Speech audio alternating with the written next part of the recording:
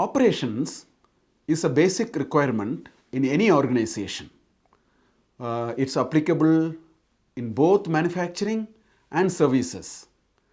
It can be a truck manufacturer, it can be a manufacturer of plastic or an industrial equipment, or it could be a service. Service could be a restaurant, a hospital, a health center, you name anything. What's common in all these?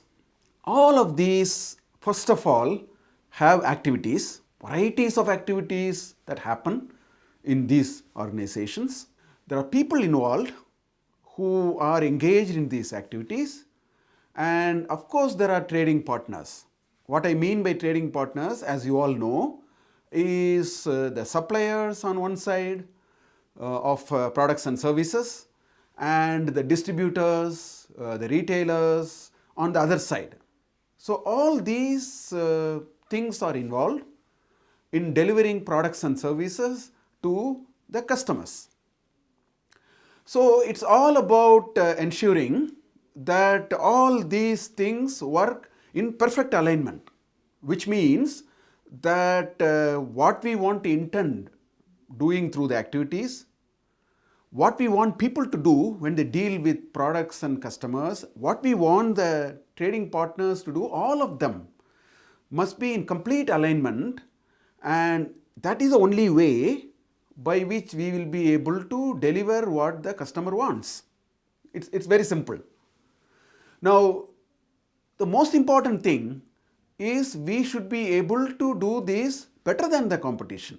If we are not able to do this any better than the competition, then it's a problem. The organization may find the going very difficult.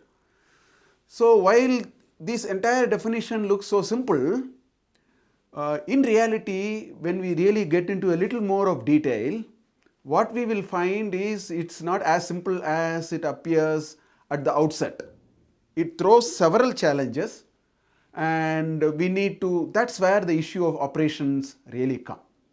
So in order to understand that, what we will do is we will take 2-3 simple examples which we are aware, so that we will be able to appreciate what this operations is all about and what are we supposed to do in the name of operations management.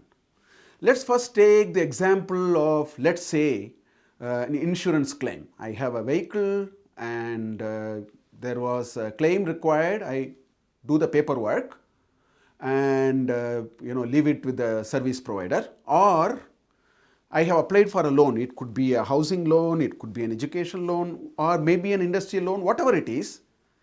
Now, what we find at times is 2 weeks, 3 weeks, not much is happening, and it appears there is a lot of work getting done. In reality, we know it doesn't take so much time, but we all wait.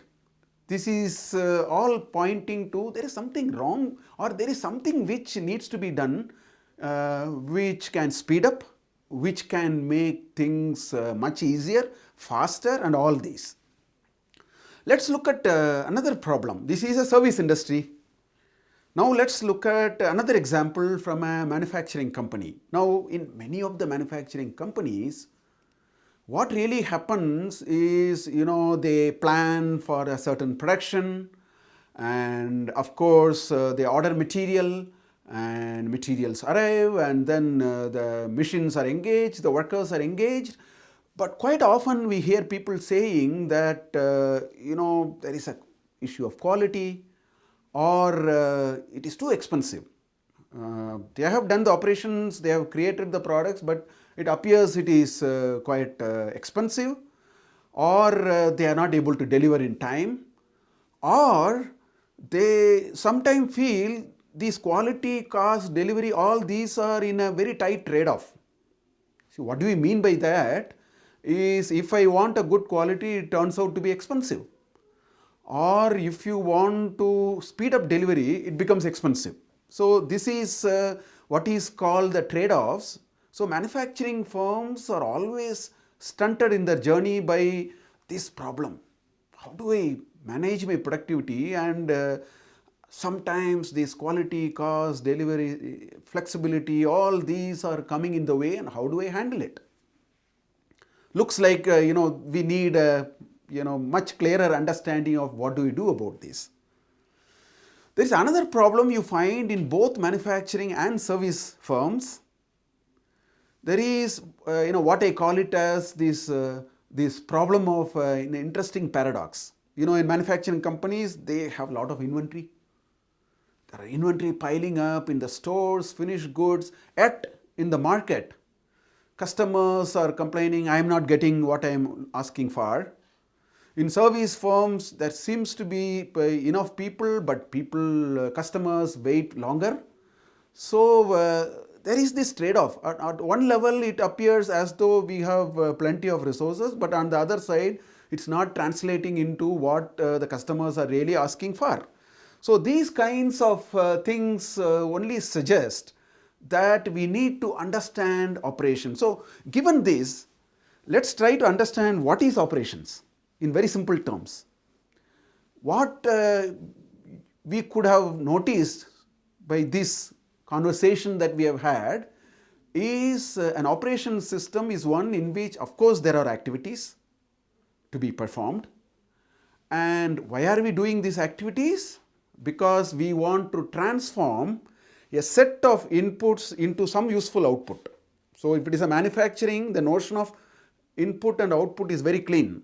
You bring raw material, do some processing, and then there's a useful product. In the case of services, customers come in, something happens to them, or some issues are addressed, and then a satisfied customer goes out. So it's all about a transformation process, and also there are multiple stakeholders. So activities, transformation process which converts some input into output, and multiple people involved. So operations management is, after all, what? A very systematic approach to address all these issues pertaining to the operation. So that's where I think we need a little more formal ways of understanding what it is.